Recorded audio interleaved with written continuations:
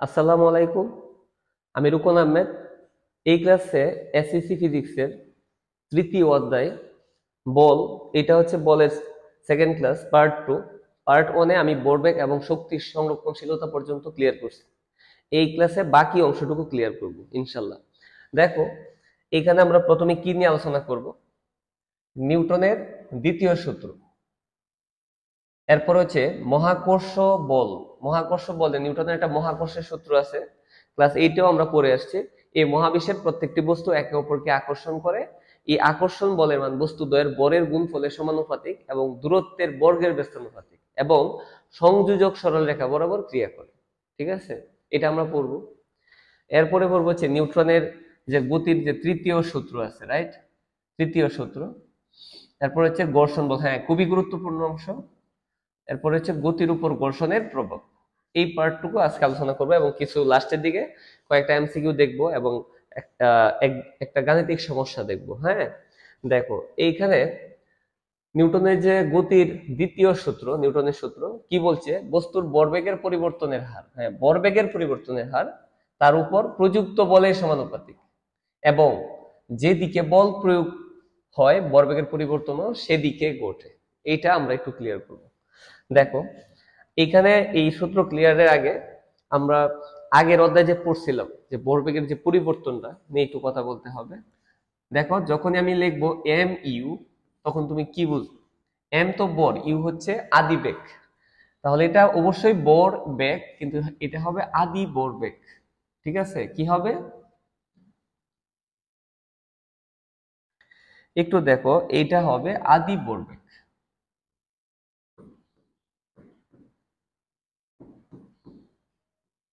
ঠিক আছে, আর যখন তুমি লিখবা এম বি, এইটাও ভরবেগ, কিন্তু এটা হবে শেষ ভরবেগ।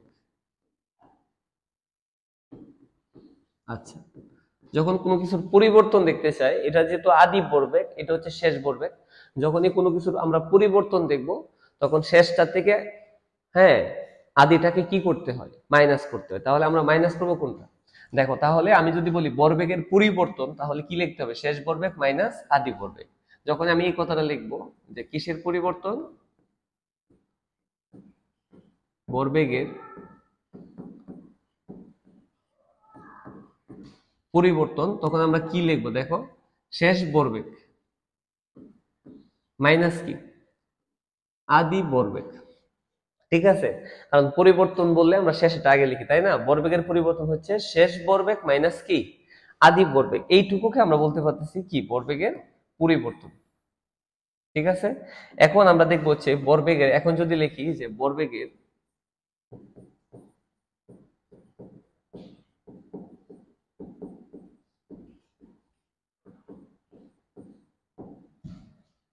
ভরবেগের পরিবর্তনের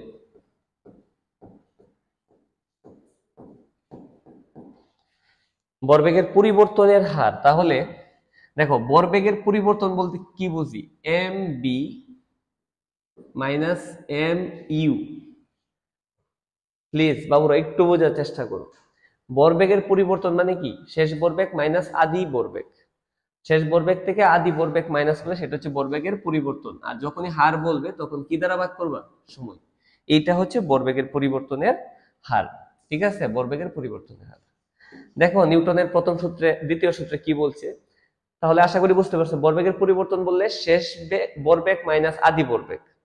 আর যখনই বলবে ভরবেগের পরিবর্তনের হার, তখন হবে ভরবেগের পরিবর্তন। পরিবর্তন বললে এইটুকু, আর হার বলার জন্য সময় দ্বারা ভাগ করছো। এইটুকু হচ্ছে ভরবেগের পরিবর্তনের হার। দেখো, দ্বিতীয় সূত্রে কি বলছে? বস্তুর ভরবেগের পরিবর্তনের হার, হ্যাঁ এইটুকু আগে ক্লিয়ার করো। বস্তুর ভরবেগের পরিবর্তনের হার, বস্তুর ভরবেগের পরিবর্তনের হার হচ্ছে এইটুকু। তাহলে আমরা লিখতে পারবো M B minus M U by T. এইটুকু হচ্ছে তোমার ভরবেগের পরিবর্তনের হার। ঠিক আছে, ভরবেগের পরিবর্তনের হার।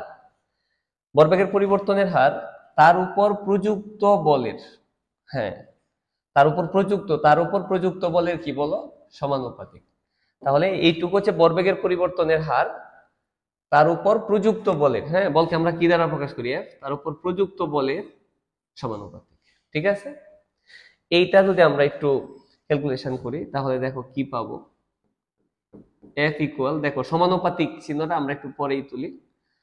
উপর থেকে আমরা কি কমন নিতে পারবো, হ্যাঁ এমটা কিন্তু কমন নিতে পারবো। যদি এম কমন নেই তাহলে এখানে কি থাকবে, বি মাইনাস ইউ বাই কি, জাস্ট উপর থেকে এম কমন নিল, এম কমন নিলে ভিতরে থাকবে বি মাইনাস ইউ। আচ্ছা এখন দেখো এফ সমানুপাতিক, এম তো ঠিকই আছে, আমরা সবাই জানি দেখো বি মাইনাস ইউ বাই টি, আমরা ত্বরণের যখন পড়ছিলাম, ত্বরণ, ত্বরণকে আমরা কি দ্বারা প্রকাশ করি, এ, ত্বরণ ছিল শেষ বেগ মাইনাস আদি বেগ বাই কি সময়, এটা কিন্তু আমরা পড়ছিলাম, রাইট? আচ্ছা তাহলে এইখানে এম টি কি আছে, B minus U by T, B minus U by T এর পরিবর্তে কি লেখা যাবে বলো, এ লেখা যাবে। হ্যাঁ B minus U by T এর পরিবর্তে আমরা কি লিখতে পারবো, এ। আচ্ছা এখন একটা কাজ করতে হবে, যেহেতু সমানুপাতিক চিহ্ন তুললে একটা ধ্রুবক দিতে হয়, ধ্রুবকটা হচ্ছে কে, ধ্রুবকটা কে, আর সাথে কি আছে দেখো এম এ। একটু বোঝার চেষ্টা করো, সমানুপাতিক চিহ্ন তুলে একটা ধ্রুবক দিলাম, ধ্রুবকটা হচ্ছে কে, এই কে হচ্ছে সমানুপাতিক ধ্রুবক, আর এইখানে আছে এম এ। একটু বুঝো এই অংশে যে কেটা দেখতেছো, তাহলে এইখানে একটু মনে রাখো কে হচ্ছে সমানুপাতিক ধ্রুবক। এইখানে যদি কে এর মান আমরা কত বসাইতে পারি, ওয়ান বসাইতে পারি, একটু বুঝো কে এর মান যদি কি বসাইতে পারি, ওয়ান, তখন কি থাকবে, এফ ইকুয়াল এম এ। কে এর মান যদি ওয়ান হয় তখন এম এ ঠিকই থাকবে। এইটা হচ্ছে তোমার নিউটনের যে দ্বিতীয় সূত্র, এফ ইকুয়াল এম এ, খুবই গুরুত্বপূর্ণ সূত্র। এফ হচ্ছে বল, এম হচ্ছে বর, আর এ হচ্ছে কি, ত্বরণ। ঠিক আছে, এইটা ত্বরণ। এইখানে তাহলে কে এর মান ওয়ান বসালে কিন্তু এফ ইকুয়াল এম এ। এখানে একটা প্রশ্ন হতে পারে, স্যার কে এর মান কেন ওয়ান হলো, বা কখন কে এর মান ওয়ান হবে। বুঝো এই অংশটুকুকে যদি আমি এদিকে নিয়ে আসি, যে F equal K M A. আচ্ছা F equal K M A, এইটুকু এদিকে নিয়ে এসে পড়ো, বা কে যদি এদিকে নিয়ে এসে পড়ো, এফ থাকবে উপরে আর নিচে কি যাবে বলো, এম এ। ঠিক আছে, আচ্ছা তাহলে কে এর মান কখন অন হবে, দেখো যদি এমন হয় যে একটা বস্তুর বর, এম তো বর, 1 কেজি বরের কোন বস্তুর উপর যদি কয় নিউটন, 1 নিউটন বল প্রয়োগ করা হয়, ফলে যদি বস্তুর ত্বরণ 1 ms ইনভার্স 2 হয়। আবার বলতেছি, দেখো কে এর মান কখন অন হবে, যদি 1 কেজি বরের একটা, এম তো বর, 1 কেজি বরের কোনো একটা বস্তুর উপর যদি কয় নিউটন বল প্রয়োগ করা হয়, 1 নিউটন বল প্রয়োগ করা হয়, আর যদি বস্তুটার, হ্যাঁ ত্বরণ 1 ms ইনভার্স 2 হয়, সেই ক্ষেত্রে কে এর মান কি হবে বলো, ওয়ান হবে। ঠিক আছে, কে এর মান হবে ওয়ান। এই তো এইটা হচ্ছে তোমার নিউটনের গতির দ্বিতীয় সূত্র, F equal M A. Just এইভাবে আসছে সূত্রটা। তাহলে আহ, এবং এখানে শেষে এই পার্টটা লিখতে হবে যে যেদিকে বল প্রয়োগ করা হয় ভরবেগের পরিবর্তনও কি ঘটে, সেদিকে ঘটে। কারণ আমরা জানি বল একটা ভেক্টর রাশি, বল একটা ভেক্টর রাশি। হ্যাঁ এখানে একটা জিনিস তোমাদেরকে বলতে হবে, ইচ্ছা করলে তুমি এখানে আহ এইটার উপরে ভেক্টর চিহ্ন ইউজ করতে পারবা, কারণ ভরবেগ একটা ভেক্টর রাশি। এইখানে তোমাদের বইয়ে দেখো ভেক্টর চিহ্ন ইউজ করছে, ভরবেগের উপর ভেক্টর ইউজ করা যাবে, কারণ ভরবেগ একটা ভেক্টর রাশি, আর বল একটা কি রাশি, ভেক্টর রাশি। এই যে বল, বল একটা, এটার উপরে ভেক্টর চিহ্ন ইউজ করা যাবে, কারণ যেদিকে বল প্রয়োগ করা হয় ভরবেগের পরিবর্তনে কি ঘটে, সেদিকে ঘটে। যেহেতু বল একটা ভেক্টর রাশি, ভরবেগ একটা ভেক্টর রাশি, আর আমরা জানি ভেক্টর রাশি হচ্ছে যে সকল রাশিকে প্রকাশ করার জন্য মান এবং দিক উভয়ের প্রয়োজন হয়, তাদেরকে কি রাশি বলা হয়, ভেক্টর রাশি বলা হয়। ঠিক আছে, এরপরে দেখো এই অংশে আমরা মহাকর্ষ বল নিয়ে আলোচনা করব। ঠিক আছে, এই অংশে মহাকর্ষ বল খুবই গুরুত্বপূর্ণ একটা অংশ। মহাকর্ষ, নিউটনের যে মহাকর্ষের সূত্র ছিল এটা আমরা ক্লিয়ার করে দিব। দেখো উনি বলার চেষ্টা, মহাকর্ষ বল কি তোমরা জানো, এই মহাবিশ্বের যে কোনো দুইটা বস্তুর মধ্যে যে আকর্ষণ সেটাই মহাকর্ষ বল, যে কোনো দুইটা বস্তুর মধ্যে যে আকর্ষণ সেটা মহাকর্ষ বল। ধরো এইটা হচ্ছে একটা বস্তু, হ্যাঁ এই হচ্ছে একটা বস্তু, তুমি চিন্তা করলা যে এইখানে আরেকটা বস্তু, এইটা হচ্ছে আরেকটা বস্তু। মনে করো এই বস্তুর যে বর, এই বস্তুর বর হচ্ছে m1, এই বস্তুর বর হচ্ছে m2, এবং এই বস্তু থেকে এই বস্তুর যে দূরত্ব,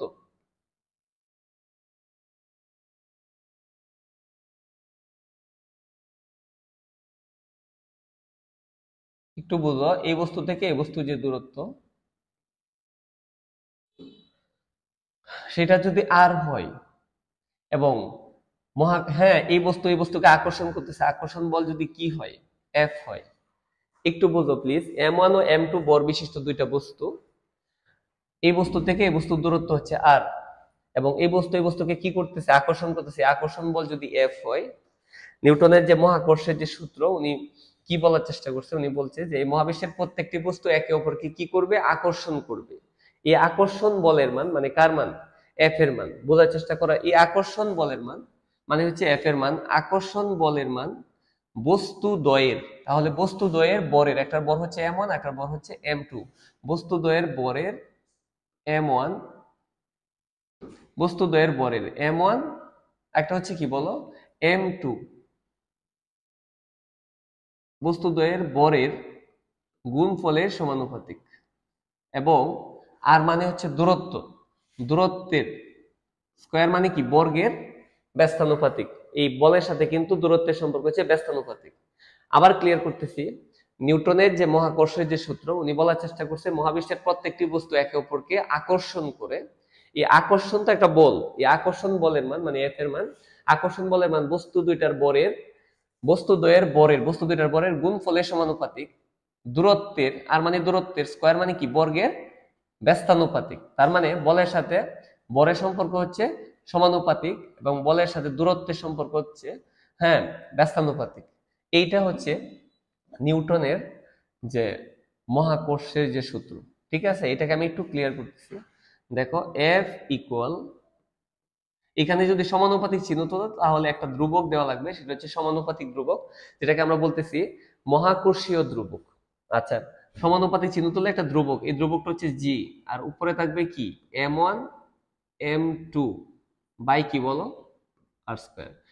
এইখানে অবশ্যই এটা মনে রাখতে হবে, এই যে এইটা লিখ, যে এই নিউটনের মহাকর্ষীয় সূত্র থেকে যে অংশটা আসছে, প্লিজ একটু বোঝার চেষ্টা করো। এইখানে জি দেখতেছো,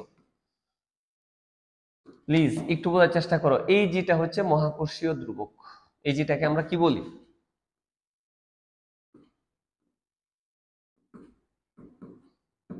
মহাকর্ষীয় ধ্রুবক।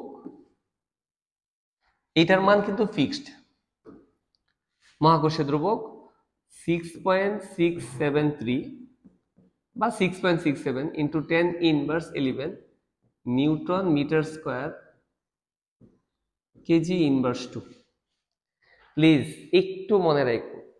তাহলে সমানুপাতিক চিহ্ন তুলে জাস্ট ধ্রুবকটা দিলাম, এই ধ্রুবক জি, জি কে বলা হয় মহাকর্ষীয় ধ্রুবক। এটার মান হচ্ছে 6.673 বা 6.67 into 10⁻11 newton metre square KG inverse 2। এইটা কিন্তু মুখস্থ রাখতে হবে।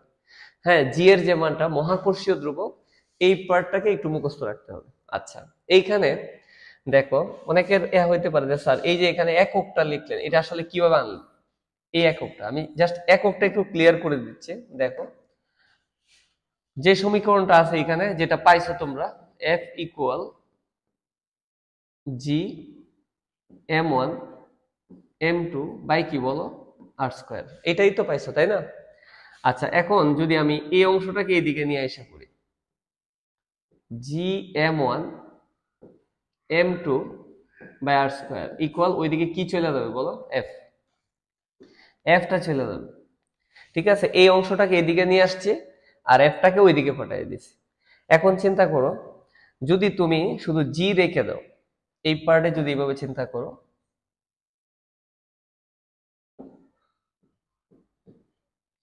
একটু দেখো এই অংশে এফ এর নিচে কিন্তু অবশ্যই কি আছে, 1। তাহলে আমরা যদি এই পার্টে যদি জি রেখে দেই তাহলে কি থাকবে, একটু দেখো। জি রেখে দিলে এই এই যে মহাকর্ষীয় ধ্রুবক, যেহেতু জি এর এককটা বের করবো, এইটা যদি রেখে দেই তাহলে জি ঠিক থাকবে। এই যে এই আর স্কয়ারটা কার সাথে গুণ হবে, এফ এর সাথে, তাহলে উপরে কি হবে, F R square by F R square উপরে থাকবে, আর m1 m2 1 এর সাথে গুণ করলে নিচে চলে যাবে m1 m2, রাইট। জি রাখলে আর স্কয়ারটা f এর সাথে গুণ হবে f আর স্কয়ার আর m1 m2, ঠিক আছে। এইখানে একটু দেখো,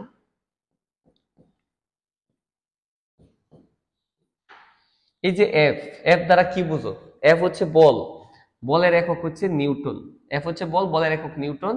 আর হচ্ছে কি? আর হচ্ছে দূরত্ব, দূরত্বের একক হচ্ছে মিটার, আর উপরে কি হবে? স্কয়ার। আর এম ওয়ান হচ্ছে বর, এম টু বর, বরের একক কি? কেজি। এম টু বর, বরের একক হচ্ছে কেজি, রাইট। তাহলে এইখানে দেখো উপরে থাকবে কি? নিউটন মিটার স্কয়ার, আর নিচে কেজি, এবং কেজি গুণ করলে কি হবে? KG square, right. উপরে হচ্ছে নিউটন মিটার স্কয়ার, কেজি, হ্যাঁ বরের একক কেজি।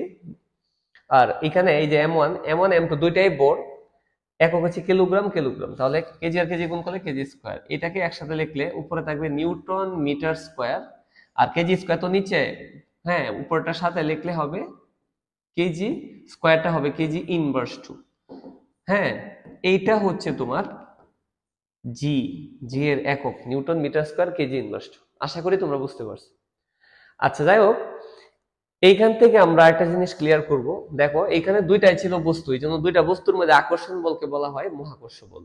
আর এর মধ্যে একটা যদি হয়তো পৃথিবী আর একটা যদি হতো বস্তু, তাদের মধ্যে যে আকর্ষণ বল সেটা হচ্ছে অভিকর্ষ বল।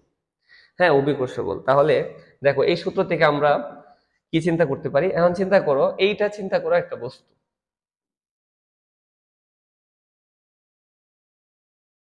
এইটা চিন্তা করো একটা বস্তু,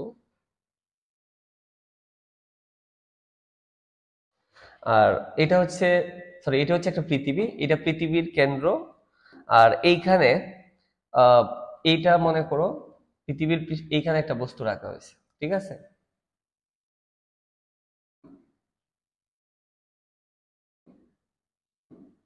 একটু দেখো, এটা হচ্ছে, তাহলে এটা হচ্ছে পৃথিবী, এটা হচ্ছে বস্তু। আর পৃথিবীর যে বর, পৃথিবীর বর হচ্ছে, পৃথিবীর বরকে যদি আমি বড় হাতের এম দ্বারা প্রকাশ করি ক্যাপিটাল এম, আর বস্তুর বর হচ্ছে স্মল এম। আর এইটুকু হচ্ছে তোমার পৃথিবীর ব্যাসার্ধ, এই পার্টটা হচ্ছে পৃথিবীর ব্যাসার্ধ।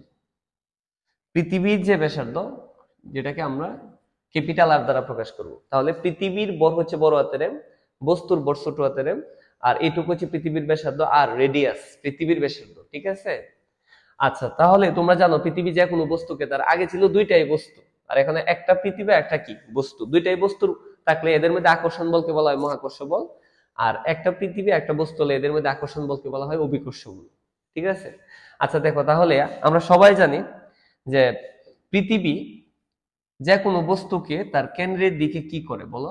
আকর্ষণ করে। এই যে কেন্দ্র পৃথিবী, পৃথিবী যে কোনো বস্তুকে, এই বস্তুটাকে তার কেন্দ্রের দিকে আকর্ষণ করতে, তাহলে যেহেতু পৃথিবী বস্তুকে তার কেন্দ্রের দিকে আকর্ষণ করতেছে, আকর্ষণ তো একটা বল এফ, ঠিক আছে। আর এফ ইকুয়াল, পৃথিবী কোনো বস্তুকে যে বলে আকর্ষণ করে সেটাকে আমরা ওজনও বলি ডাব্লিউ। ডাব্লিউ ইকুয়াল কি লেখা যায়? তোমরা আগের ক্লাসটাতে পড়ে আসছো, ডাব্লিউ ইকুয়াল কি লেখা যায়? এমজি। কারণ পৃথিবী কোনো বস্তুকে যে বলে আকর্ষণ করে সেটা হচ্ছে ওজন, ওজন হচ্ছে এমজি। আবার একই জিনিস, পৃথিবী এই বস্তুকে তার কেন্দ্রের দিকে আকর্ষণ করতেছে, আকর্ষণ তো বল এফ, এই এফ এর পরিবর্তে কি লেখা যাবে বলো? এম জি লেখা যাবে, ঠিক আছে। ওজনও বল, কারণ ওজনের একক নিউটন, আর এফ তো অবশ্যই বল, বলের একক নিউটন, ঠিক আছে, ওজনও বল। তাহলে পৃথিবী যেহেতু এই বস্তুকে তার কেন্দ্রের দিকে আকর্ষণ করতেছে, আকর্ষণ একটা বল। এখন এই আকর্ষণ বল যদি আমরা বের করতে যাই এই সূত্রের সাথে কম্পেয়ার করে, তাহলে দেখো কি হবে। এইখানে এফ টি কি থাকবে? F equal G. এইখানে একটু চেঞ্জ করতে হবে, দেখো F equal G, just M one M two, এখানে ছিল দুইটাই বস্তুর ভর, দুইটা বস্তুর ভর এম ওয়ান এম টু, এইখানে একটা হচ্ছে পৃথিবীর ভর হবে, একটা হবে বস্তুর ভর। এইখানে ছিল এম ওয়ান এম টু, দুইটা বস্তুর ভর, এখানে একটা হবে পৃথিবীর ভর, পৃথিবীর ভর হচ্ছে বড় হাতের এম,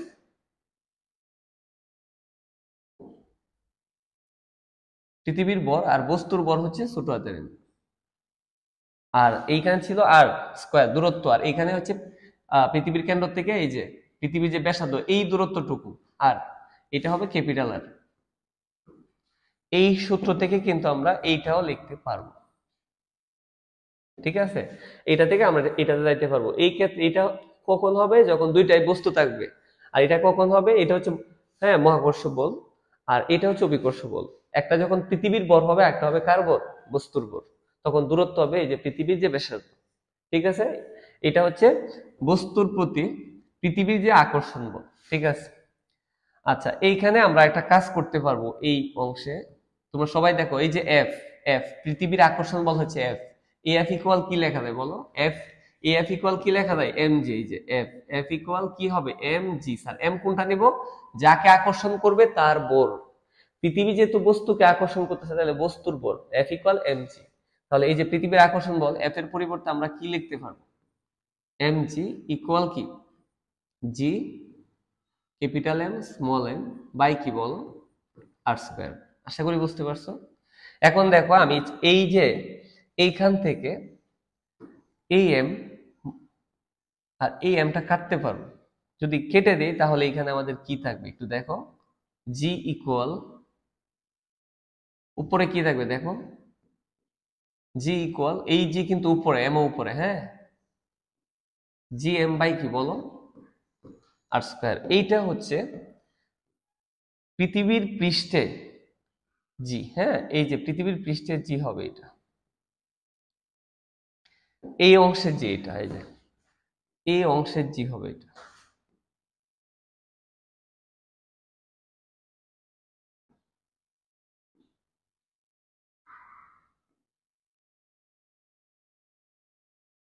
এই যে জি, জি মানে হচ্ছে অভিকর্ষ ত্বরণ, এইটা হবে পৃথিবীর পৃষ্ঠের জি। এই জি এর মান আমরা জানি 9.8 ms ইনভার্স 2। এটা কিভাবে আসছে দেখো, এই যে জি, জি ইকুয়াল হচ্ছে G M by R square. এই তাহলে এই যেটা হচ্ছে অভিকর্ষ ত্বরণ। আর তোমরা জানো উপর থেকে যখন কোনো বস্তু পড়ে এই অভিকর্ষ ত্বরণে পড়ে, এটার মান হচ্ছে 9.8। আর এই জি মানে কি? জি বলতে তোমরা কি বুঝো? জি হচ্ছে তোমার মহাকর্ষীয় ধ্রুবক, এটার মানও ফিক্সড। আর এম হচ্ছে কি? এম হচ্ছে পৃথিবীর ভর। হ্যাঁ, এইখানে আমি তোমাদেরকে একটু ক্লিয়ার করতেছি পৃথিবীর ভরটা কত। এম এর মান হচ্ছে 5.98 ইন্টু 10⁻24 কেজি। এটা হচ্ছে পৃথিবীর ভর। এটা কিন্তু এম, এম এম হচ্ছে পৃথিবীর ভর, ক্যাপিটাল এম। হ্যাঁ, এটা হচ্ছে পৃথিবীর ভর। আর এই যে আর, আর মানে পৃথিবীর ব্যাসার্ধ, এটাও তোমাদের মুখস্থ রাখতে হবে। 6.37 ইন্টু 10⁻6 মিটার পৃথিবীর ব্যাসার্ধ। হ্যাঁ, এই দুইটা অংশ তোমাদেরকে প্লিজ একটু মুখস্থ রাখতে হবে। তাহলে এই যে G equal G M by R square, G এর মান জানো, এম পৃথিবীর ভর জানো, আর জানো। আর হচ্ছে পৃথিবীর ব্যাসার্ধ, এম হচ্ছে পৃথিবীর ভর। এগুলো আমাদের জানা আছে। যদি তুমি বসায় দাও তাহলে দেখো কি পাওয়া যায়। এইখান থেকে যদি আমরা এই মানগুলি বসায় দিই, এই জি এর মানটা হচ্ছে 6.67 ইন্টু 10⁻11। আর এই যে এম, এম মানে পৃথিবীর ভর 5.98 ইন্টু 10⁻24। আর যদি এইখানে নিচে পৃথিবীর যে ব্যাসার্ধ, পৃথিবীর ব্যাসার্ধ হচ্ছে 6.37 ইন্টু 10⁻6, উপরে কি দিব বলো? স্কয়ার। তাহলে এই ক্ষেত্রে জি এর যে মানটা আসবে সেটা হচ্ছে 9.8 ms ইনভার্স 2। ঠিক আছে, যে মানটা আমরা এতদিন কি করতাম? মুখস্থ করতাম। এইটা হবে জি এর মান। আচ্ছা, এটা কঠিন কোনো কিছু না, জাস্ট একবার চেষ্টা করলে আশা করি তোমরা এটা পারবে। ঠিক আছে, তাহলে এই যে জি, তাহলে জি হচ্ছে অভিকর্ষ ত্বরণ, যেটা মানে আমরা মুখস্থ করছি এতদিন 9.8 ms ইনভার্স 2। এটা জাস্ট এই মানগুলি বসালে এই মান আমরা পাইতেছি। হ্যাঁ, তাহলে জি এর মান মহাকর্ষীয় ধ্রুবক, পৃথিবীর ভর, আর মানে পৃথিবীর ব্যাসার্ধ 4 স্কয়ার, এইটুকু বসায় দিলে কিন্তু আমরা এই মানটা পেয়ে যাব। ঠিক আছে, তাহলে আমরা এই মহাকর্ষের এই সূত্রটা কাজে লাগাতে পারবো, G equal G M by square, এটাও কাজে লাগবে। আর এই যে এফ ইকুয়াল, হ্যাঁ, W equal K M G, F equal M G, এই অংশটাকে আমরা কাজে লাগাইতে পারবো। ঠিক আছে, এরপরে দেখো নিউটনের যে তৃতীয় সূত্র, নিউটনের তৃতীয় সূত্রে কি বলছে? যখন একটি বস্তু অন্য একটি বস্তুর উপর বল প্রয়োগ করে, হ্যাঁ এখানে বুঝো, যখন একটি বস্তু অন্য একটি বস্তুর উপর বল প্রয়োগ করে। মনে করো একটা বস্তু হচ্ছে, তুমি চিন্তা করলা একটা বস্তু, মনে করো এইটা হচ্ছে একটা বস্তু, একটা বস্তু মনে করো এ, আর আরেকটা বস্তু মনে করো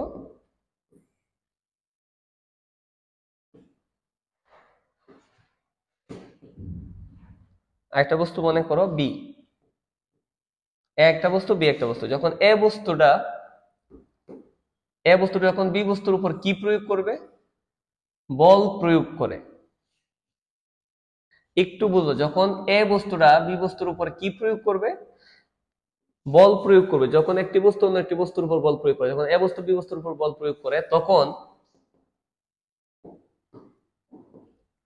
সেই বস্তুটিও প্রথম বস্তুটির উপর বিপরীত দিকে সমান বল প্রয়োগ করে। হ্যাঁ, তখন যখন এই বস্তুটি যখন একটি বস্তু অন্য একটি বস্তুর উপর বল প্রয়োগ করে, এ বস্তু যখন বি বস্তুর উপর বল প্রয়োগ করবে, তখন সেই বস্তুটি মানে কি, বি বস্তুটিও প্রথম বস্তুটির উপর, এটা হচ্ছে প্রথম বস্তু, এই প্রথম বস্তুটির উপর বিপরীত দিকে সমান বল প্রয়োগ করবে।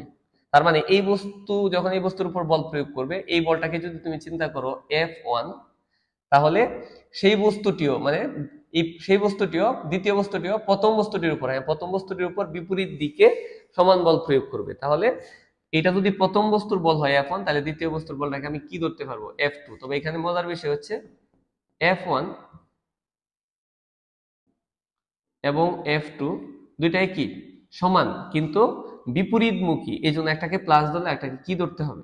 মাইনাস। এইটা হচ্ছে তোমার নিউটনের তৃতীয় সূত্র, যে প্রথম বস্তু যে দ্বিতীয় বস্তুকে বল প্রয়োগ করতেছে সেটাকে যদি F1 ধরো, তাহলে দ্বিতীয় বস্তু প্রথম বস্তুকে ঠিক সেই পরিমাণ বল প্রয়োগ করতেছে। হ্যাঁ, তবে দুইটা বল সমান কিন্তু বিপরীতমুখী, এই জন্য এইটাকে যদি আমরা পজিটিভ চিন্তা করি, তাহলে এটাকে আমাদের কি চিন্তা করতে হবে? নেগেটিভ, যেহেতু দুইটা দিক ভিন্ন। এখানে অনেক স্টুডেন্টদের একটা থাকে যে স্যার, তাহলে এই বল আর এই বল যদি সমান হয়, F1 F2 সমান হয়ে যেত, স্যার কাটাকাটি যাবে, কেটে যাওয়ার কথা না। এটা কেটে যাবে, কখন কেটে যেত? যদি এমন হতো যে মনে করো এইটা হচ্ছে একটা বস্তু, মনে করো এম বরের একটা বস্তু, এই এম বরের বস্তুর উপর একটা বস্তুর উপর যদি এদিক থেকে বল প্রয়োগ করা হইতো, মনে করো 10 নিউটন, এই দিক থেকেও বল প্রয়োগ করা হইতো কত নিউটন? 10 নিউটন। এই বলটাকে যদি তুমি F1 ধরতা, এই বলটাকে যদি কি ধরতা? F2। তাহলে বলতে পারতা যে একটা বস্তুর উপর যদি দুই দিক থেকে সমপরিমাণ বল প্রয়োগ করে, তো বিপরীত দিক থেকে, হ্যাঁ দুই দিক থেকে যদি এই বস্তুর উপর এদিকেও 10 নিউটন এদিকটাও 10 নিউটন, তখন F1 F2 কাটাকাটি যাইতো। কিন্তু এটা তো একটা বস্তুর উপরে না, এটা মিস্টেক করা যাবে না, এটা হচ্ছে দুইটা বস্তু। এই বস্তুর উপরে যে বল প্রয়োগ করে, এই বস্তুটা ঠিক সেই পরিমাণ বল বিপরীত বস্তুর উপর প্রয়োগ করে, তবে বিপরীত দিক থেকে। এইটা একটা বস্তুর উপরে না। আর এইখানে যখন একটা বস্তুর উপরে দুই দিক থেকে সমান বল প্রযুক্ত হবে, তখন কিন্তু দুইটা বল কাটাকাটি যাবে। ঠিক আছে, এটা হচ্ছে নিউটনের সূত্র। তবে এটাকে আমরা এইভাবে চিন্তা করতে পারি, দেখো এইটা মনে করো এইখানে মনে করো একজন ব্যক্তি দাঁড়ানো আছে,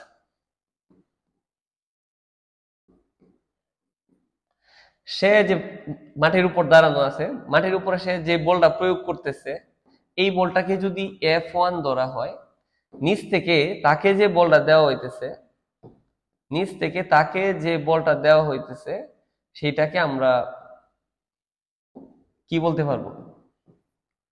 একটু বুঝো, একজন ব্যক্তি মনে করো সে মাটির উপর দাঁড়ানো আছে, মাটির উপরে সে যে বলটা প্রয়োগ করতেছে সেটা হচ্ছে F1, আর নিচ থেকে যে বলটা দেওয়া হইতেছে সেটা হচ্ছে F2। এইভাবে যদি আমরা চিন্তা করি, এটা যদি ক্রিয়া বল চিন্তা করো,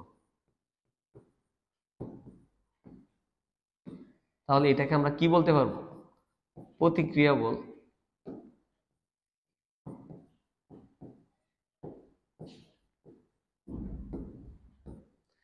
এখন বুঝো, নিচের দিকে যে বলটা প্রয়োগ করা হইতেছে সেটা হচ্ছে ক্রিয়া বল, আর নিচ থেকে যেটা উপরের দিকে প্রয়োগ করতেছে প্রতিক্রিয়া বল। কিন্তু বিষয়টা হচ্ছে এমন, ব্যক্তি কিন্তু নিচেও যাইতেছে না, F1 বলের কারণে ব্যক্তি কিন্তু নিচে চলে যাচ্ছে না, আবার F2 বলের কারণে ব্যক্তি কিন্তু উপরে উঠতেছে না। তার মানে কি, এখানে ক্রিয়া এবং প্রতিক্রিয়া বল কি সমান? হ্যাঁ একটু বুঝো, তার মানে হচ্ছে F1 এবং F2 দুইটা বল কি সমান কিন্তু বিপরীতমুখী। এটাকে যদি পজিটিভ চিন্তা করা হয়, তাহলে এটাকে কি চিন্তা করতে হবে? নেগেটিভ। এই হচ্ছে নিউটনের তৃতীয় সূত্র। ঠিক আছে, এভাবে চিন্তা করতে পারো। আচ্ছা, এরপরে ঘর্ষণ বল, খুবই গুরুত্বপূর্ণ অংশ, ফ্রিকশন। এখানে ঘর্ষণকে আমরা বলি ফ্রিকশন। ঘর্ষণ বল নিয়ে যদি কথা বলতে হয়, মনে করো এইটা হচ্ছে একটা বস্তু, এইটা হচ্ছে একটা বস্তু। ঠিক আছে, চিন্তা করলাম যে এম বরের একটা বস্তু, এই এম বরের একটা বস্তু মনে করো একটা টেবিলের উপর আছে, রাইট? একটা টেবিলের উপর মনে করো আছে, এই হচ্ছে একটা টেবিল। একটা টেবিলের উপরে মনে করো আছে এম বলের একটা বস্তু। এই বস্তুকে যে বলটা আমরা প্রয়োগ করব সেটা হচ্ছে কি বল? প্রযুক্ত বল। এই বলটা হচ্ছে কি বল? প্রযুক্ত বল। এখন বস্তু যদি গতি, দেখো এম বলের একটা বস্তু টেবিলের উপর আছে মনে করো, এই বস্তুর উপরে তুমি যে বলটা প্রয়োগ করবা, এই দিকে যে বলটা তুমি প্রয়োগ করতেছো, এই দিকে যে এফ বলটা প্রয়োগ করতেছো, এই এফটা হচ্ছে কি বল? প্রযুক্ত বল।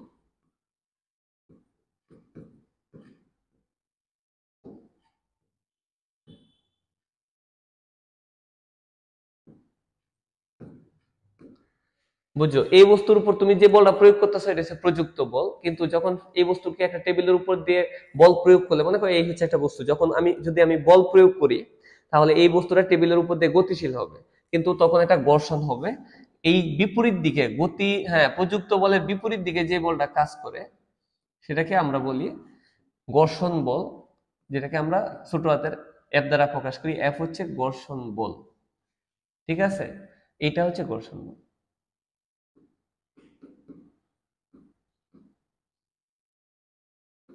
প্লিজ একটু বোঝার চেষ্টা করো। টেবিলের উপরে যে বস্তুটা আছে, তুমি এদিকে যে বলটা প্রয়োগ করতেছো এটা হচ্ছে প্রযুক্ত বল, আর তার বিপরীত দিকে, যেদিকে প্রযুক্ত বল কাজ করে তার বিপরীত দিকে যে বলটা কাজ করে সেটা হচ্ছে কি বল?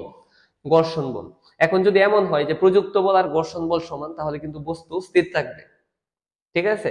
এখন চিন্তা করে দেখো, আমি যদি এভাবে চিন্তা করি যে এই বস্তুর উপরে 10 নিউটন বল প্রয়োগ করা হলো, 10 নিউটন হচ্ছে প্রযুক্ত বল, আর যদি ঘর্ষণ বল তোমার কত নিউটন হয়? 3 নিউটন। তাহলে এইখানে তুমি দেখো প্রযুক্ত বল হচ্ছে 10 আর ঘর্ষণ বল কত? 3। তাহলে একটু বুঝো, এই যে 10 নিউটন হচ্ছে প্রযুক্ত বল আর ঘর্ষণ বল হচ্ছে 3 নিউটন। এই 10-এর থেকে 3 বাদ দিলে তুমি যে বলটা চিন্তা করো সেটা হচ্ছে কার্যকরী বল।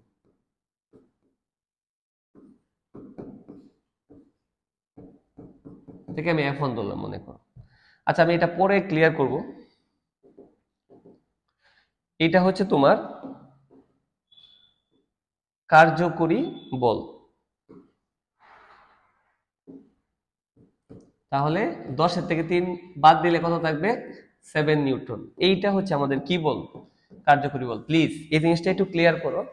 তাহলে তুমি কত নিউটন বল প্রয়োগ করছো? ধরো তুমি 10 নিউটন বল প্রয়োগ করছো, এটা হচ্ছে প্রযুক্ত বল। প্রযুক্ত বল থেকে কি বল বাদ যাবে?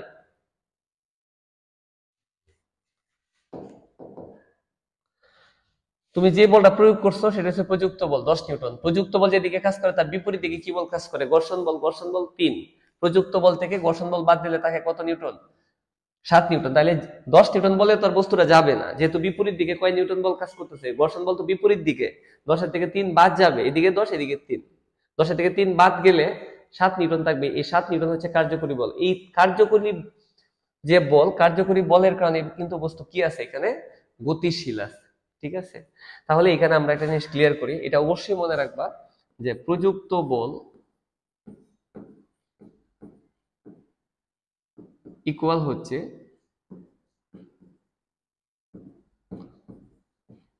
কার্যকরী বল প্লাস ঘর্ষণ বল। প্লিজ এইটাকে আমাদেরকে একটু গুরুত্ব সহকারে পড়তে হবে। প্রযুক্ত বল ইকুয়াল হচ্ছে কার্যকরী বল প্লাস ঘর্ষণ বল। দেখো প্রযুক্ত যে বল, এটাকে যদি আমরা এফ দ্বারা প্রকাশ করি, প্রযুক্ত বলকে যদি আমরা কি দ্বারা প্রকাশ করি? এফ। কার্যকরী বল হচ্ছে F1 আর ঘর্ষণ বল হচ্ছে এফ। এফ কেও লিখতে পারে। এই সূত্রটাকে আমাদের খুবই গুরুত্বের সাথে পড়তে হবে। আচ্ছা, এখন দেখো এটাকে আমরা এইভাবে লিখতে পারি, এফ ইকুয়াল এই কার্যকরী বলের পরিবর্তে এম এ প্লাস এফ। এখন তোমাদের মনে একটা প্রশ্ন আসতে পারে যে স্যার এইটা তো স্যার বুঝতে পারলাম না। শুনো, প্রযুক্ত বল হচ্ছে কার্যকরী বল প্লাস ঘর্ষণ বল। প্রযুক্ত বলকে এফ, কার্যকরী বলকে F1 এবং ঘর্ষণ বলকে শুধু এফ। এখন দেখো এফ ইকুয়াল F1 এর পরিবর্তে কি লিখছো? M A. দেখো এটা কিন্তু কার্যকরী বল। কার্যকরী তোমরা এই যে আগেও লিখছো, এই সূত্রের অঙ্ক করছো, হ্যাঁ, যে এফ ইকুয়াল এম এ। তোমরা কিন্তু এটাকে কি বল বলছো? চিন্তা করে দেখো এটাকে কি বল বলছো? এটাকে বলছো কি যে প্রযুক্ত বল? না, এটা প্রযুক্ত বল এফ ইকুয়াল এম এ, এটা সারা জীবনে কি বল? একটু বোঝার চেষ্টা করো, এফ ইকুয়াল এম এটা সবসময়ই কার্যকরী বল। তবে যদি কি বল না থাকে, দেখো একটু বোঝার চেষ্টা করো, যদি এখানে একটু বুঝো, যদি এইরকম হয় যে ঘর্ষণ বল যদি কি হয়, শূন্য হয়, তাহলে ঘর্ষণ বল থাকবে না। বুঝো তাহলে, এই যে তুমি লিখছো যে প্রযুক্ত বল ইকুয়াল F1 মানে কি কার্যকরী বল, আর এই যে ঘর্ষণ বল, এই ঘর্ষণ বল F এর মান যদি শূন্য হয়, তখন এই F ইকুয়াল কি হবে F1, তখন প্রযুক্ত বল এবং কার্যকরী বল কি হবে বলো সমান। এই ক্ষেত্রে শোনো, F ইকুয়াল M এ সবসময় কার্যকরী বল। তবে যদি ঘর্ষণ বল কি হয় শূন্য হয়, ঘর্ষণ বল যদি শূন্য হয়, সেই ক্ষেত্রে প্রযুক্ত বল এবং কার্যকরী বল একই বল, তখন F ইকুয়াল M এটা প্রযুক্ত বল হতে পারে, আবার F ইকুয়াল M এটা কার্যকরী বল হতে পারে। আবার বলতেছি, AFT কি আছে প্রযুক্ত বল, F1 কার্যকরী বল। যদি কি বল না থাকে, ঘর্ষণ বল যদি কি হয় শূন্য হয়, সেই ক্ষেত্রে প্রযুক্ত বল এবং কার্যকরী বল একই, তখন F ইকুয়াল M সেটা কার্যকরী বলের ক্ষেত্রে হবে, প্রযুক্ত বলের ক্ষেত্রে হবে। তবে যদি কি বল থাকে, ঘর্ষণ বল থাকে, সেই ক্ষেত্রে F ইকুয়াল M শুধু কার ক্ষেত্রে হবে, কার্যকরী বলের ক্ষেত্রে হবে F ইকুয়াল M। আর এই কার্যকরী বলের জন্য যে ত্বরণটা ইউজ করতেছে সেটা কার্যকরী ত্বরণ। কথা কি বুঝতে পারছো কিনা? আশা করি তোমাদের কাছে ক্লিয়ার।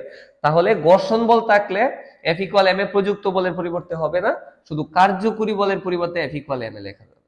ঠিক আছে? আচ্ছা, আশা করি এইটুকু একটু মনে রাখবা। এরপরে ঘর্ষণের যে প্রকারভেদ, আসলে ঘর্ষণকে তোমাদের বইয়ে ঘর্ষণ 3 প্রকার।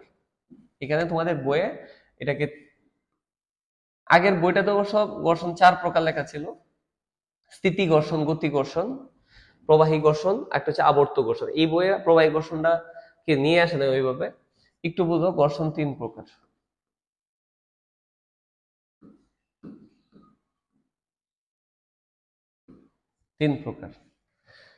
এক নম্বরে হচ্ছে তোমার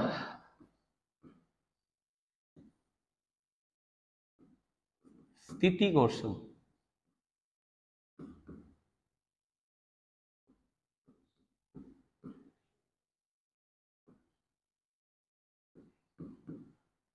দুয়ে হচ্ছে গতি ঘর্ষণ, আর 3 হচ্ছে আবর্ত ঘর্ষণ। শোনো, ঘর্ষণ 3 প্রকার। গতি ঘর্ষণ যেটাকে আমরা বলি স্ট্যাটিক ফ্রিকশন, যেটাকে Fs দ্বারা প্রকাশ করা হয়। আর গতি ঘর্ষণ হচ্ছে কাইনেটিক ফ্রিকশন, যেটাকে Fk। আর এটা হচ্ছে রুলিং ফ্রিকশন, আবর্ত ঘর্ষণ। তাহলে ঘর্ষণ 3 প্রকার, স্থিতি ঘর্ষণ, গতি ঘর্ষণ, আবর্ত ঘর্ষণ। এটা হচ্ছে স্ট্যাটিক ফ্রিকশন, এই জন্য Fs static friction. Kinetic friction, গতি ঘর্ষণ হচ্ছে কাইনেটিক ফ্রিকশন। দেখো, স্থিতি, গতি এবং আবর্ত ঘর্ষণ, 3টা ঘর্ষণ নিয়ে একটু আলোচনা করতেছি, এবং শেষের দিকে আমি প্রবাহী যে ঘর্ষণটা ওইটাও ক্লিয়ার করে দিব। একটু বলবো, স্থিতি ঘর্ষণ নিয়ে যদি কথা বলতে হয়, স্থিতি ঘর্ষণ হচ্ছে দুটো বস্তু, এবার চিন্তা করো, দুটি বস্তু যদি একে অন্যের সাপেক্ষে কি থাকে, স্থির থাকে। হ্যাঁ, দেখো, আমি যদি একটা, মনে করো আমার সামনে বিশাল বড় একটা পাথর, যদি আমি ধাক্কা দিই, আমিও পাথরকেও আমি সামনে নিতে পারতেছি না, বা আমিও দেখা গেছে পিছনে আসতেছি না, বা সামনেও যাইতেছি না। মানে একজনের সাপেক্ষে আমি একটা ওয়ালকে যদি ধাক্কা দিই, একটা দেয়ালকে, বা আমি যদি একটা সামনে, আমার সামনে বিশাল বড় একটা পাথর থাকে, আমি যদি ধাক্কা দিই, পাথরের সাপেক্ষে আমি স্থির, আমার সাপেক্ষে পাথর কি স্থির। যখন দুটি বস্তু একে অন্যের সাপেক্ষে কি থাকে, স্থির থাকে, সেটাকে বলা হয় স্থিতি ঘর্ষণ। আবার বলতেছি, দুটি বস্তু যখন একে অন্যের সাপেক্ষে স্থির থাকে, তখন যে ঘর্ষণটা হয় সেটা হচ্ছে স্থিতি ঘর্ষণ, যেটাকে Fs দ্বারা প্রকাশ করা হয়, স্ট্যাটিক ফ্রিকশন।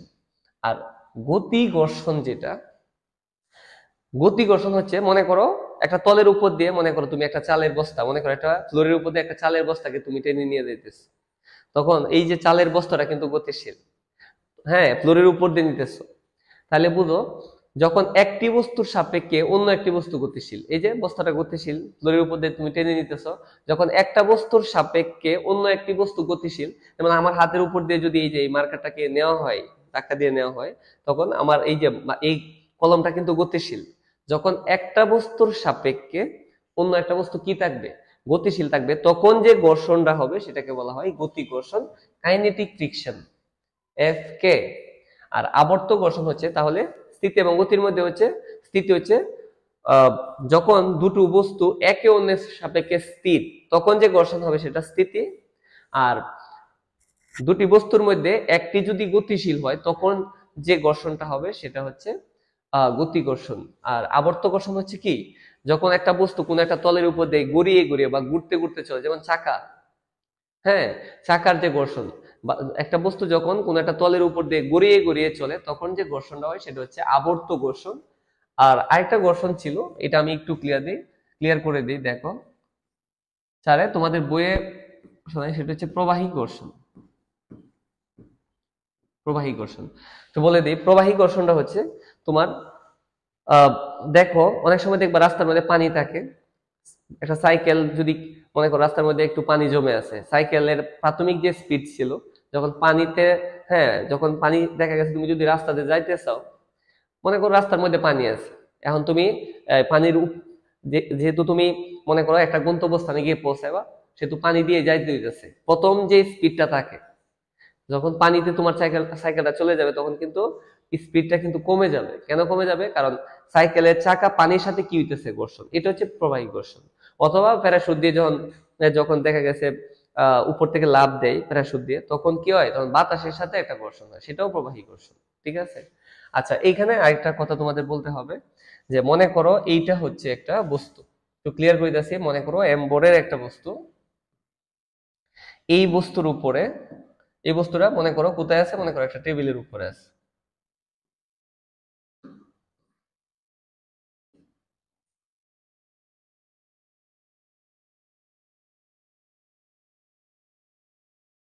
আচ্ছা, একটা টেবিলের উপরে মনে করো এই বস্তুটা আছে, এই বস্তুর উপরে যদি তোমরা বল প্রয়োগ করো, আচ্ছা দেখো এই বস্তুর উপরে তুমি যে বলটা প্রয়োগ করবে, আগে বলছি এটা কি বল, কোন বস্তুর উপরে যে বলটা প্রয়োগ করা হয় সেটা হচ্ছে প্রযুক্ত বল। কি বল? প্রযুক্ত বল। এটা কিন্তু প্রযুক্ত বল, একটু বোঝার চেষ্টা করো প্লিজ। এই বলটা হচ্ছে প্রযুক্ত বল, আর এর বিপরীত দিকে যে বলটা কাজ করে সেটা হচ্ছে কি বল? ঘর্ষণ বল।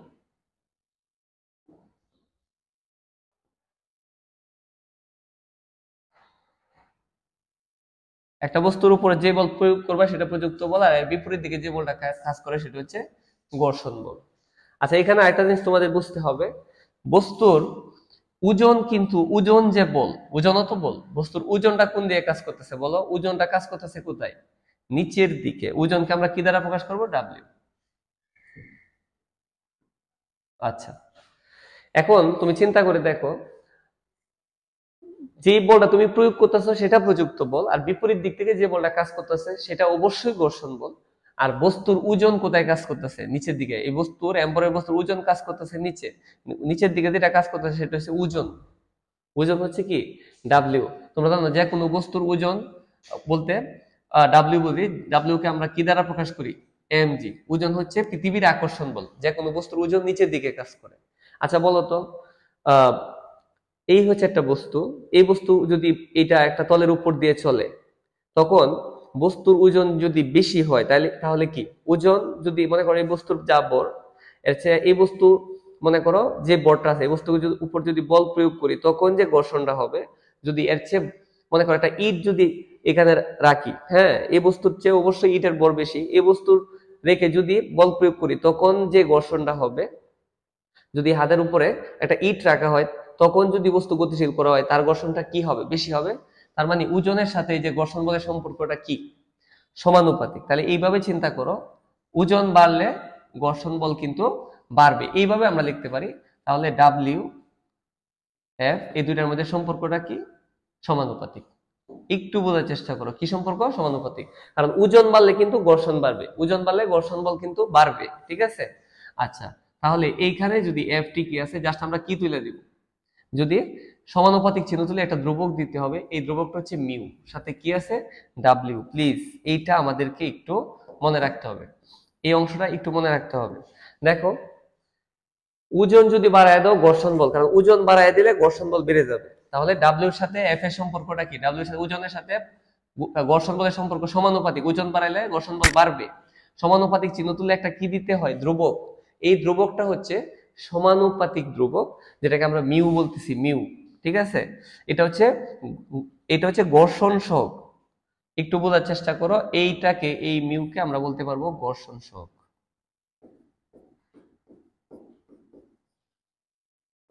ঘর্ষণ সহ। তবে এটাকে আমরা এইভাবে চিন্তা করতে পারি, দেখো এটা এভাবে চিন্তা করা যেতে পারে, এফ ইকুয়াল যদি স্থিতি ঘর্ষণ হয় তাহলে মিউ এস ডাব্লিউ, আর যদি গতি ঘর্ষণ হয় তাহলে এফ ইকুয়াল হবে মিউ কে ডাব্লিউ। একই সূত্র, এই মিউ এই সমানুপাতিক চিহ্ন ধ্রুবক দিয়েছে, ধ্রুবকটাই ঘর্ষণ সহগ। এটা যদি স্থিতি ঘর্ষণ হয় তাহলে স্থিতি ঘর্ষণের ক্ষেত্রে, এটা যদি এফ এস হয় স্থিতি ঘর্ষণ হয় তাহলে স্থিতি ঘর্ষণ সহগ, আর এটা যদি গতি ঘর্ষণ হয় সেই ক্ষেত্রে গতি ঘর্ষণ সহগ। এখানে এফ এস এফ কে নাও লিখতে পারো, লিখলেও সমস্যা নেই, তবে এটা বুঝো এটা হচ্ছে স্থিতি ঘর্ষণ সহগ, এটা হচ্ছে গতি ঘর্ষণ সহগ। তবে অনেক সময় ডাব্লিউ এর মান দেওয়া নাও থাকতে পারে, যেমন এই যে F equal mu K W, তখন এই যে মিউ কে ডাব্লিউর পরিবর্তে আমরা কি লিখতে পারবো, এমজি, এটাও কিন্তু আমরা লিখতে পারবো। ঠিক আছে, আর এই অধ্যায়ে আমাদের আরেকটা সূত্র মনে রাখতে হবে শেষের দিকে, একটু বলে দিতেছি, যেটা হচ্ছে মিউ ইকুয়াল টেন টিটা। মিউ তো জানোই ঘর্ষণ সহগ, আরেকটা কথা মনে রাখবা, ঘর্ষণ সহগ যেহেতু মিউ, এর কিন্তু কোনো একক নেই, একক থাকবে না, ক্লিয়ার? আর এখানে দেখো mu equal tan theta, sir mu কি? মিউ হচ্ছে ঘর্ষণ সহগ, আর টিটা কি? টিটা হচ্ছে ঘর্ষণ কোণ। এখানে অনেক সময় ঘর্ষণ সহগ দিয়ে ঘর্ষণ কোণ চাইতে পারে, যদি টিটার মান চায় তাহলে সেটা হবে টিটা ইকুয়াল টেন ইনভার্স মিউ। একটু বুঝো, টিটা এদিকে নিয়ে আসলে টেনটা ওইদিকে গেলে ইনভার্স হবে, সাথে তো মিউ আছে। টিটার মান বের করতে বলে টেন ইনভার্স, জাস্ট মিউ এর মানটা বসায় দিলে টিটার মান বের হবে, এই ঘর্ষণ কোণ বের হয়ে যাবে। ঠিক আছে, আশা করি তোমাদের কাছে ক্লিয়ার। এরপরে দেখো এই অধ্যায়ের মোটামুটি বেসিক যতটুকু দরকার আমরা ক্লিয়ার করছি, চেষ্টা করছি যতটুকু ক্লিয়ার করা যায়। তবে এটাকে আসলে বইয়ের ভিতরে যে টপিকগুলি আছে, যেমন কপি কলের কিছু অঙ্ক আছে, হ্যাঁ, এগুলি করাইতে গেলে আসলে অনেক সময়ের দরকার, এইটার উপর আলাদা একটা ভিডিও করতে হবে। ঠিক আছে, এখন দেখো এমসিকিউ, এখানে আমরা কতগুলি এমসিকিউ দেখবো, কি বলছি একটু বোঝার চেষ্টা করো। প্রথম যে এমসিকিউটা আছে বলছে নিচের কোন সম্পর্কটি সঠিক, কোন সম্পর্কটি সঠিক এটা বের করব। দেখো এই অধ্যায়ের সাথে আমরা যে সূত্রগুলি পড়ছি এইরকম একটা সূত্র পড়ছি, যে মহাকর্ষীয় ধ্রুবক জি, যেটা মহাকর্ষীয় ধ্রুবক দিয়া এই যে জি, এটা দিয়ে কিন্তু আমরা একটা সূত্র পড়ছি, যেটা অভিকর্ষ ত্বরণের, এটা G equal G M by কি, G M by R square, তাই না? এই সূত্র পড়ছি। এখন দেখো এইখানে এইটার নিচে কি আছে, ওয়ান, তাহলে এইটুকু যদি এদিকে নিয়ে আসা পড়ো তাহলে কি হবে, জি এম, আর জি কার সাথে গুণ হবে দেখো, তবে ইয়ারটা বড় হাতের ক্যাপিটাল আর হওয়ার কথা, যাই হোক এইখানে দেখো জি এম, আর এই যেটা হবে আর স্কোয়ারের সাথে, জি আর স্কোয়ার। এখন যদি এখানে তুমি কি রেখে দাও জি, তাহলে উপরে কি থাকবে, জি আর স্কোয়ার বাই কি এম, তাহলে এই যে এই সম্পর্কটি কিন্তু সঠিক, জি আর স্কোয়ার এম, জি আর স্কোয়ার এম, এইটা সঠিক। ঠিক আছে, এটা রাজগুপ্তের মডেল কলেজে এই এমসিকিউটা আসছে। আচ্ছা, এরপরে দেখো কি বলছে, কত কেজি বরের, 20 কেজি বরের, তাহলে এটা কার মান দেওয়া আছে, এম। 20 কেজি বরের কোন বস্তুর উপর কয় নিউটন বল, 20 নিউটন বল। বলকে আমরা কি দ্বারা প্রকাশ করি, এফ। বল প্রয়োগ করা হলে বস্তুটির কি চাইছে দেখো বাবুরা, চাইছে কি, ত্বরণ। ত্বরণ বের করতে হবে, এ ইকুয়াল হোয়াট। এটা খুবই সহজ একটা এমসিকিউ, নিউটনের যে দ্বিতীয় সূত্র পড়ছিলাম, এফ ইকুয়াল কি এম এ। এই অংশ থেকে জাস্ট আমরা কি বের করব, যদি এ বের করতে হয় তাহলে এ এদিকে আনলে এম, হ্যাঁ গুণ তো কোথায় যাবে, নিচে ভাগ, আর উপরে কি থাকবে এফ। এ যদি বামে নিয়ে আসি সাথে একটা হ্যাঁ গুণ থাকলে ভাগ হয়, এইখানে কার কার মান বসায় দিব, এফ। এফ হচ্ছে কত 20, এম বর, বড় কত 20, যদি ক্যালকুলেশন করো কি আসবে 1, ত্বরণের একক কি, M S inverse 2, 1 M S inverse 2। দেখো এখানে আসছে কিন্তু 1 এম এস ইনভার্স 2। ঠিক আছে, আশা করি তোমরা বুঝতে পারছো। এরপরে দেখো নৌকা চালানোর সময় কোন ঘর্ষণ বল কাজ করে, হ্যাঁ যেহেতু এটা পানির প্রবাহী পদার্থ দুইটা, একটা হচ্ছে তরল আর একটা হচ্ছে বায়বীয় পদার্থ। এই যে সাইকেলের চাকার যে ঘর্ষণটা বলছিলাম এটাও প্রবাহী ঘর্ষণ, আর একটা হচ্ছে তোমার প্যারাশুট দিয়ে যখন লাফ দেয় তখন বাতাসের সাথে যে ঘর্ষণটা হয় সেটাও প্রবাহী। তাহলে নৌকা চালানোর সময় কোন ঘর্ষণ বল কাজ করে? এটা অবশ্যই প্রবাহী ঘর্ষণ বল। ঠিক আছে, দেখো এরপরে বলের গাতের একক। হ্যাঁ, এই যে বলের যে গাতের একক, এটা নিয়ে আমাকে একটু কথা বলতে হবে। বলের গাত কি এটা বলবো। তোমরা নিউটনের দ্বিতীয় সূত্রে এমন পড়ছিলা যে F equal mb minus M U by T, পড়ছিলা তো? আমি একটু তোমাদের স্মরণ করিয়ে দিই। দেখো আমরা নিউটনের দ্বিতীয় সূত্রটা যখন পড়ছিলাম তখন কিন্তু আমরা এই অংশটা পড়ছিলাম, এই যে mb minus M U by T, এই যে mb minus M U by T, এদিকে কি আছে f। এইটা কিন্তু আমরা নিউটনের দ্বিতীয় সূত্রে কিন্তু আমরা এটা দেখছিলাম। আচ্ছা, এখন যে কাজটা করতে পারো, টি কার সাথে গুণ করতে পারো? এফ এর সাথে। তাহলে কি হবে? এফ ইন্টু টি ইকুয়াল কি? M B minus M U. বোঝার চেষ্টা করো, এফ যদি টি এর সাথে গুণ দাও, এই হচ্ছে এফ টি, আর এদিকে কি আছে? M B minus M U. এই যে অংশটা লিখলো না, বল এবং সময়, এইটাকে আমরা বলি বলের গাত।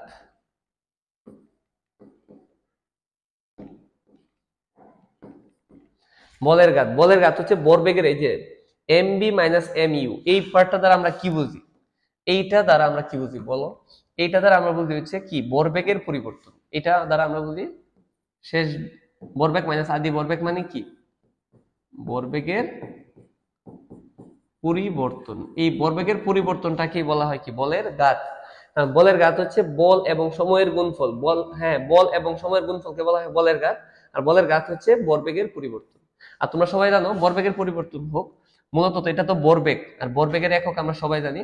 ভরবেগের যে একক আমরা শিখছি, বর এবং বেগের গুণফল না?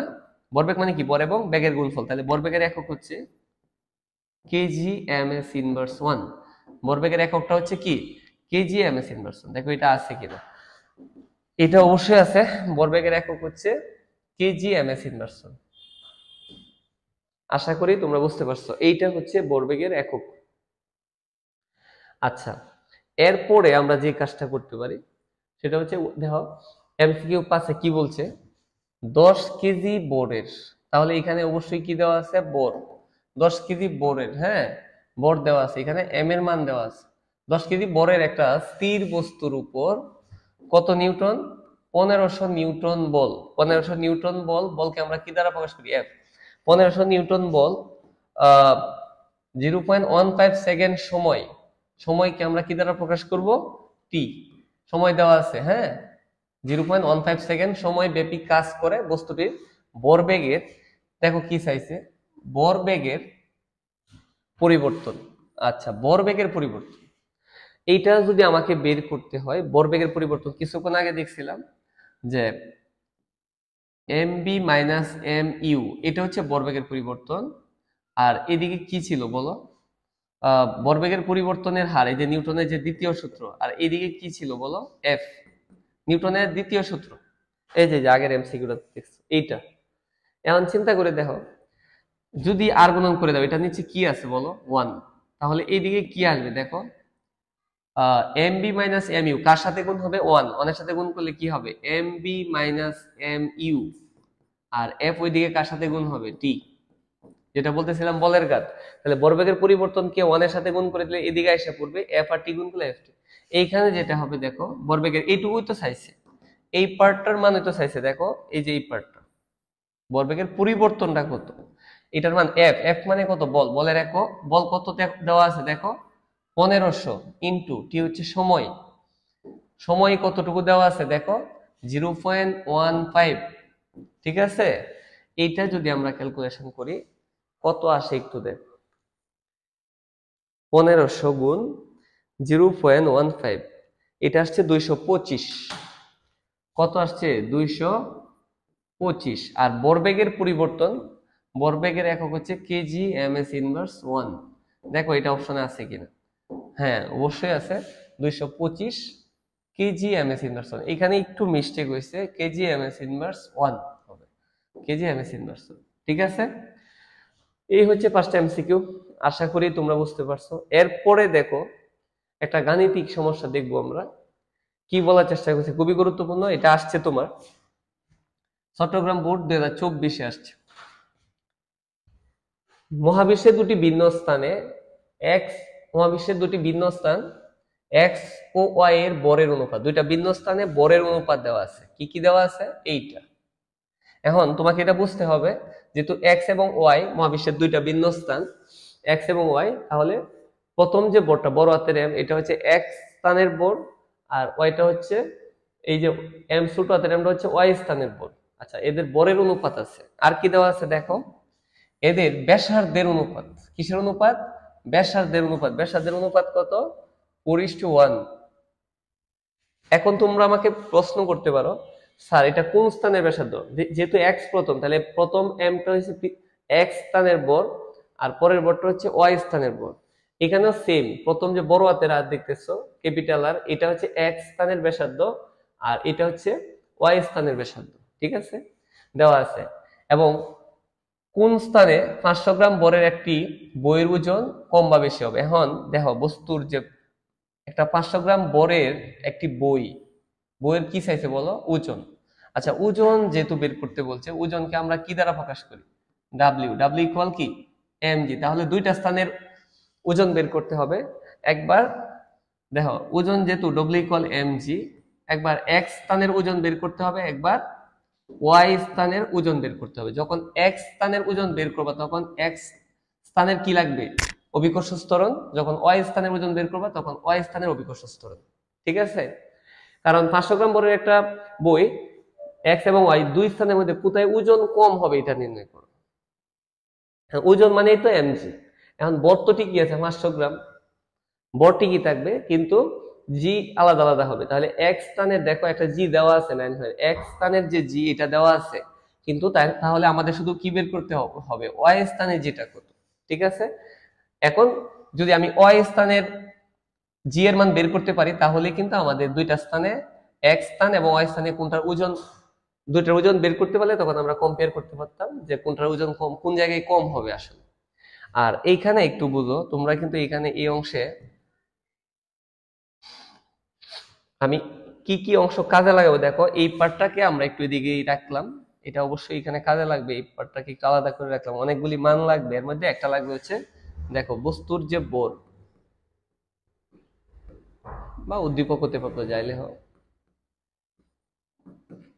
বস্তুর বর। বর কত দেওয়া আছে একটু দেখো, 500 গ্রাম। 500 গ্রাম, গ্রাম থেকে কেজিতে গেলে কত দ্বারা ভাগ করতে হবে? 1000। 500 গ্রাম মানে আমরা জানি যে হাফ কেজি, মানে 0.5 কেজি। গ্রাম থেকে কেজিতে গেলে 1000 দ্বারা ভাগ দিতে হয়। গ্রাম থেকে কেজিতে গেলে 1000 দ্বারা ভাগ দিলে আসবে 0.5 কেজি। ঠিক আছে, এই হচ্ছে তোমার বস্তুর ভর। আর কি দেওয়া আছে? এক স্থানে জি এর মান কত? হ্যাঁ, এক স্থানে জি যেটা, যেহেতু 9.8, তাহলে এটা পৃথিবীর পৃষ্ঠে জি এর মান হবে। তাহলে এখানে বুঝো, যেহেতু জি দেওয়া আছে, এক স্থানের জি এর মান দেওয়া আছে 9.8 ms ইনভার্স 2, এইটা দেওয়া। আচ্ছা, এখন একটা জিনিস চিন্তা করো, তাহলে আমি দুইটা স্থানের কথা চিন্তা করবো, একটা হচ্ছে এক্স আর একটা কি ওয়াই। তাহলে এক্স স্থানের ক্ষেত্রে যদি আমি চিন্তা করি,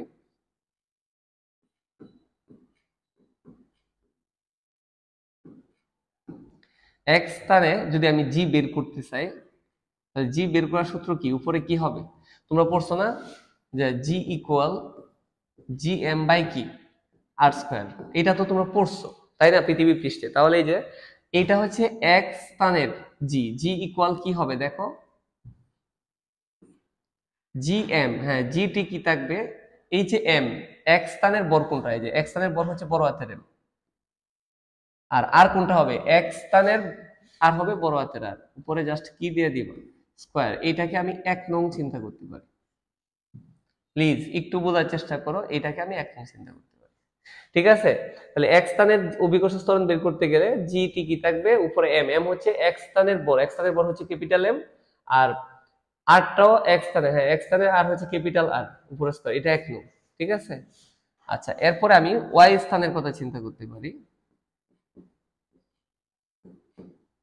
ওয়াই স্থানে যদি বের করি, সূত্র কি? ওয়াই স্থানের ক্ষেত্রে জি ওয়াই ইকুয়াল জি, জি এর সাথে কি আছে? এম। এমটা কি হবে? এক্স স্থানের বর হচ্ছে ক্যাপিটাল এম, কিন্তু ওয়াই স্থানের বর হচ্ছে স্মল এম।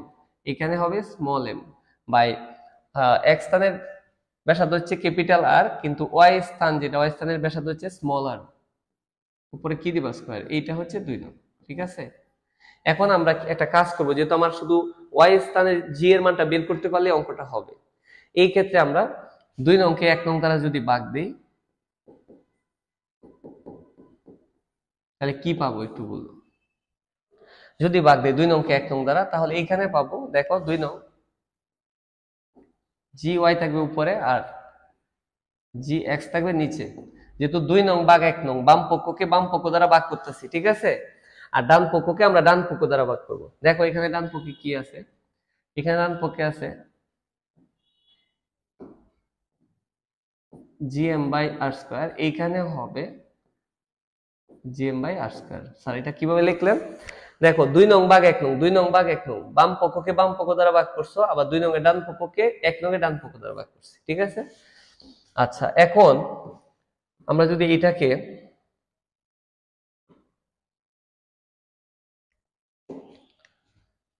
এদিকে যা আছে G of X Y by G of X equal, দেখো উপরে কি আছে জি এম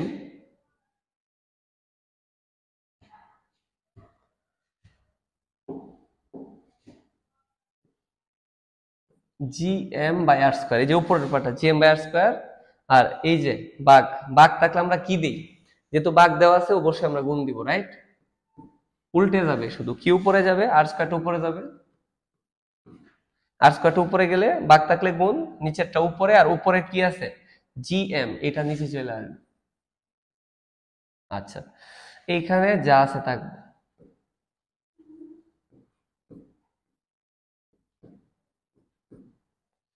একটু বোঝার চেষ্টা করো, এইখানে কি কি কাটা যাবে দেখো, এইখানে জি এবং এই অংশের জি কিন্তু কাটা যাবে। যদি কাটা যায় তাহলে দেখো এই যে এম, স্মল এম,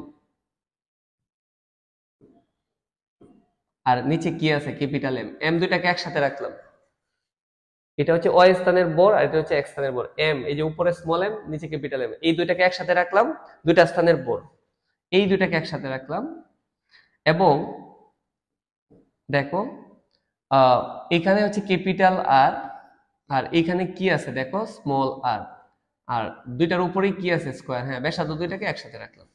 আশা করি বুঝতে পারছো।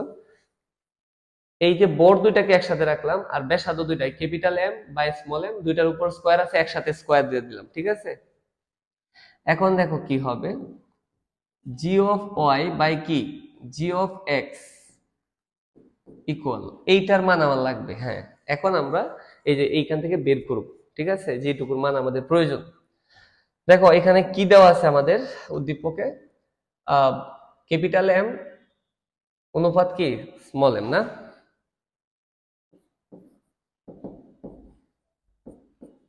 ইকুয়াল কি 81 অনুপাত 1। অনুপাত কথাটার মানে তোমরা সবাই জানো ভাগ, তাহলে ক্যাপিটাল অনুপাত মানে হচ্ছে ভাগ, ক্যাপিটাল এম থাকবে উপরে স্মল এম নিচে, আর 81 থাকবে উপরে, স্মল এম থাক দাও 81 উপরে আর এই 1টা থাকবে কিন্তু নিচে। অনুপাত মানেই ভাগ, জাস্ট এম উপরে এই এমটা নিচে। এখন যেহেতু আমাকে দরকার small M by capital M, কিন্তু এখানে কার মান আছে capital M by small M, এটাকে যদি উল্টায় দিই তাহলে small M by capital M equal 1 by কি 81, জাস্ট উল্টায় দিছি কারণ আমার দরকার হচ্ছে স্মল বাই ক্যাপিটাল, তাহলে small M by capital M এর মান কত 1 বাই 81, এইটুকুর মান আমরা পেয়ে গেছি 1 বাই 81 ইনটু কার মান লাগবে small R by capital R. দেখো এখানে ব্যাসার্ধের অনুপাত দেওয়া আছে,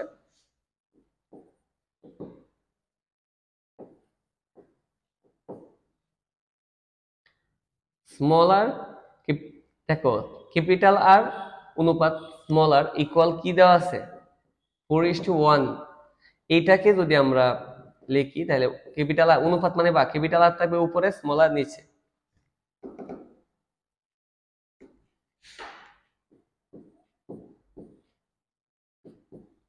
4/1 ইকুয়াল কি 4, নিচে 1 লিখতে হয় না, তাহলে ক্যাপিটাল উপরে স্মল আর নিচে, এটাই আমার দরকার ক্যাপিটাল আর বাই স্মল আর। তাহলে এই টোটালটার মান হবে শুধু 4, 4 এর উপরে কি দিব বলো স্কয়ার, তাহলে এইটাকে যদি আমরা ক্যালকুলেশন করি, টোটাল কি অংশ পাইতেছি দেখো, উপরে হচ্ছে জি ওয়াই আর নিচে হচ্ছে কি জি এক্স। উপরে হচ্ছে 16, হ্যাঁ 4 4 16, 16 ভাগ নিচে হচ্ছে কত 81, উপরে 16 আর নিচে হচ্ছে 81, এটা হচ্ছে 0.197, 0.197, ঠিক আছে 0.197। এখন তুমি যদি জি ওয়াইটা রেখে দাও, যেহেতু ওয়াই স্থানের এ দরকার, তাহলে জি ওয়াই এর মান যদি আমাকে বের করতে হয়,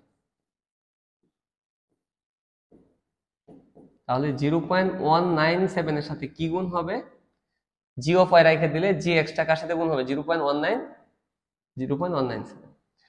তাহলে এইখানে আমরা কি পাবো একটু দেখো, জি অফ ওয়াই ইকুয়াল 0.197, আর জি অফ এক্স, এই যে জি এক্স এক্স স্থানের যে অভিকর্ষ ত্বরণ এটা আমরা জানি 9.8। তাহলে এইটা কি আসে দেখো, বসায় দিলে, সুতরাং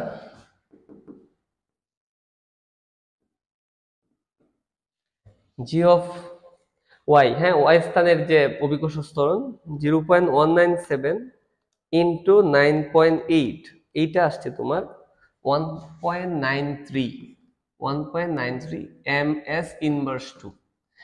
হ্যাঁ এখন আমি দুই স্থানের কি পেয়ে গেছি বলো, জি।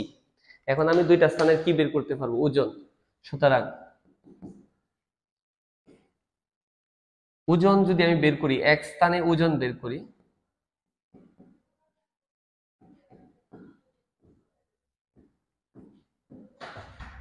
ওজন ডাব্লিউ ইকুয়াল কি বলো, এম জি। এক স্থানের ওজন বের করার জন্য এক স্থানের অভিকর্ষ ত্বরণ, তাহলে এই যে এম, বস্তুর ভর আমরা সবাই জানি 0.5, আর এক স্থানের জি এর মান কত 9.8। অ্যান্সার কি আসছে দেখো, এক স্থানের ওজন বের করতে গেলে এক স্থানের অভিকর্ষ ত্বরণ লাগবে, হ্যাঁ জি এক্স। এখানে 0.5 ইন্টু 9.8, এটা আসছে 4.9 নিউটন। ওজন কিন্তু বলের একক নিউটন। আবার বের করতে হবে ওয়াই স্থানে ওজন, ওজন হচ্ছে ডাব্লিউ ইকুয়াল কি বলো, এম জি। ওয়াই স্থানের ওজন বের করতে গেলে ওয়াই স্থানের অভিকর্ষ ত্বরণ, এম তো ফিক্সড 0.5, আর ওয়াই স্থানে জি এর মান হচ্ছে 1.93, ওয়াই স্থানে জি এর মান 1.93। তাহলে এটা কত আসে দেখো, 0.5 ইন্টু 1.93, এইখানে আসছে 0.965 নিউটন। তাহলে বোঝো এখানে দুইটা জি এর মান আসছে, রাইট। এই স্থানে জি হচ্ছে 4.9, আর এই স্থানে জি হচ্ছে 0.965। বোঝার চেষ্টা করো প্লিজ। তাহলে এইখানে জি এর মান বেশি, এখানে জি, হ্যাঁ বলছিল কোথায় ওজন কম, এখানে লাস্টে লিখে দিতে পারো এই অংশে এক স্থানে ওজন ওয়াই স্থানের ওজন থেকে বেশি। যেহেতু এক স্থানের ওজন, একটু বোঝার চেষ্টা করো প্লিজ, যেহেতু এক স্থানের ওজনটা ওয়াই স্থানের ওজন থেকে বেশি, সেহেতু বইটির ওজন কোথায়, হ্যাঁ তাহলে কোন স্থানে কম ছিল, তাহলে ওয়াই এর মধ্যে বইটির ওজন কম ছিল। এই তো ওয়াই স্থানে বইটির ওজন কি ছিল, কম ছিল। এই তো, কঠিন কিছু না, জাস্ট একটু চেষ্টা করলে পারা যাবে, কঠিন কোনো অঙ্ক না, ঠিক আছে। তো আমি চেষ্টা করছি যতটুকু ক্লিয়ার করা যায়। বল অধ্যায় যেহেতু দুইটা পার্ট, পার্ট 1 পার্ট 2, দুইটা পার্ট যদি তোমরা আসলে প্রথম থেকে লাস্ট পর্যন্ত দেখো মনোযোগ সহকারে, আশা করি কোনো সমস্যা থাকবে না। এরপরে আমরা আরো বিভিন্ন বিষয় যেমন কফিকল এবং আরো কিছু এই যে এমসিকিউ সিকিউ বিভিন্ন ধরনের বোর্ড, যেগুলি বোর্ড, হ্যাঁ বোর্ড কোশ্চেনের মধ্যে যেগুলি এমসিকিউ বা সিকিউ তোমাদের সমস্যা আছে, এগুলি আমরা সমস্যার সমাধানগুলি নিয়ে আসবো। তবে আমাদেরকে একটু সময় দিতে হবে, যেহেতু মাত্র আমরা শুরু করছি। আসলে আমরা যেভাবে চাইতেছি ওইভাবে আসলে করতেও পারতেছি না, কারণ স্লাইড রেডি করতে হইতেছে, পাশাপাশি তোমার দেখা গেছে আমাদের কাজগুলো গুছিয়ে দিতেছে। তবে ইনশাল্লাহ হয়ে যাবে, ঠিক আছে। তোমাদের প্রত্যেকটা physics, chemistry, biology, higher math প্রত্যেকটা বইয়ের আমি চেষ্টা করব ভিডিও দেওয়ার, এবং টপিক যাতে প্রত্যেকটা টপিক ধরে ধরে বুঝা দেওয়া যায়, তোমরা বুঝো, এই চেষ্টাটা আমার থাকবে, হ্যাঁ। তো আমার জন্য সবাই দোয়া করো, এবং আমার এই টিমে যারা, হ্যাঁ তোমাদের আরেকজন স্যার ক্লাস নিতেছে, শাকিল স্যার, এছাড়াও আমরা সামনে হয়তো আরো অন্যান্য স্যারদেরকে অ্যাড করব। হ্যাঁ, যারা এই কাজ করতেছে তাদের জন্য মন থেকে দোয়া করো, যাতে আমরা আসলে আমাদের কাজটা সুন্দরভাবে চালিয়ে যেতে পারি। সবাই ভালো থাকো, সুস্থ থাকো। আল্লাহ হাফেজ।